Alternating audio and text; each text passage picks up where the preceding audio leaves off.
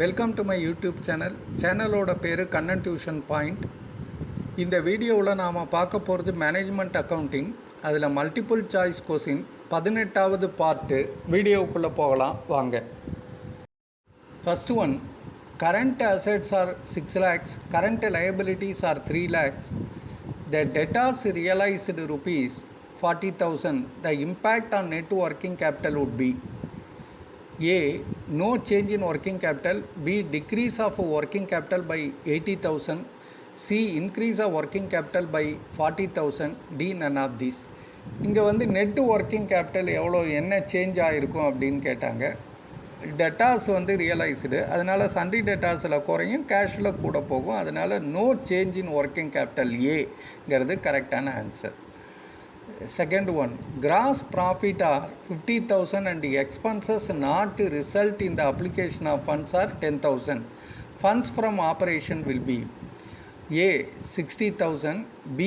rupees 50,000, C. rupees 40,000, D. rupees 30,000. Gross profit plus non-working expenses தான் வந்து funds from operation. அதனால் 50,000 plus 10,000 60,000. A. rupees 60,000ங்கிறது கரெக்டான answer.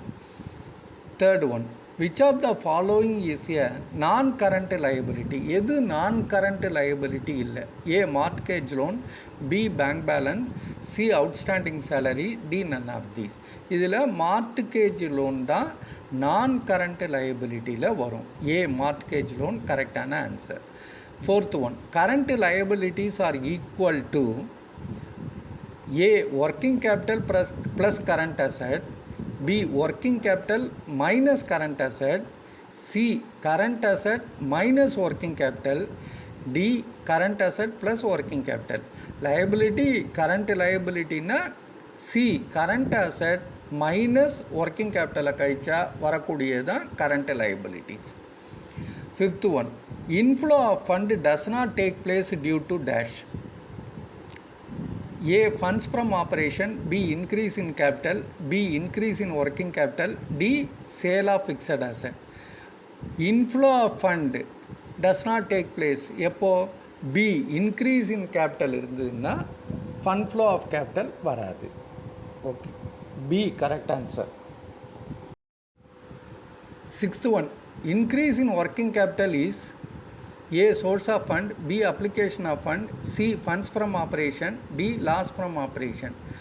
Increase in working capital is B. application of fundங்கிறது கரெக்டான answer. Seventh one, stock at the end result in. இதில் வந்து கவனிக்க வேண்டியது stock at the end result in dash. A. application of fund, B. source of fund, C. inflow of fund, D. none of the. stock at the end result என்னன்னாக்க in source of fund, B. source of fundங்கிறது கரெக்டான answer. Eighth, depreciation is a source of fund. என்ன கரெக்டாக தப்பா? A. yes, B. no, C. both yes or no, D. none of these. கண்டிப்பாக depreciation is a source of fund. yes, ஏங்கிறது கரெக்டான answer. A. ninth one, stock in the beginning result in. beginning என்னத்தை காமிக்கிறது? result in A. application of fund, B. source of fund, C. inflow of fund, D. none of these.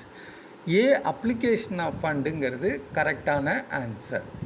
10th one, which of the following does not affect the fund flow statement? எது வந்து fund flow statementை affect ஆகாது அப்படின்னு? A. issue of shares, B. borrowing, C. repayment of loan, D. payment to creditor. fund flow statementை எது affect பண்ணாது அப்படின்னா D. payment to creditors. கேஷில் குறையும், கிரெடிட்டாஸில் குறையும், அவ்வளோதான். ரெண்டு பக்கமும் குறையும், அது வராது. does not affect. D. payment to creditorsங்கிறது கரெக்டான answer. 11th, which of the following does not affect working capital? A. bank overdraft, B. debentures, C. cash, D. bank. B. debenturesங்கிறது does not affect working capital, கரெக்டான answer. 12th one, proposed dividend is a dash. A. current liability, B. current asset, C. non-current liability, D. expense.